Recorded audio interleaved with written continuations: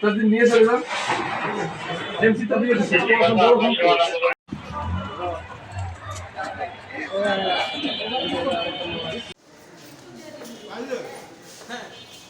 হাসপাতাল হচ্ছে মানুষের সেবা নেওয়ার জায়গা। এখানে সবাই সেবা নিতে আসেন। তো এমন একটা সংবেদনশীল জায়গায় অস্ত্রসহ প্রায় দিনই আটকের সংবাদ আমরা দেখতে পাচ্ছি।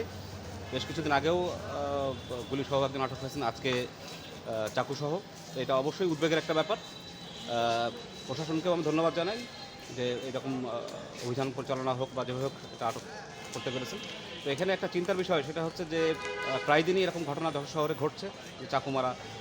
তো হাসপাতালে এই অস্ত্রসহ আটকের বিষয়টা এমন কি না যে যাদেরকে আহত করা হয়েছে চাকু মেরে তাদেরকে আবার টার্গেট করে হাসপাতালে তাদেরকে হত্যা করার উদ্দেশ্যে তারা এসছে কিনা, এটা একটা ভাববার বিষয়। তা প্রশাসনকে অনুরোধ করবো এই বিষয়টা একটু ভেবে দেখার জন্য। ধন্যবাদ।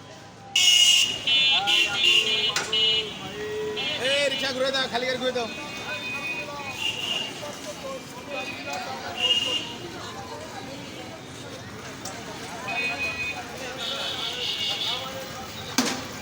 সাবধান দেখ, সাবধান দেখ।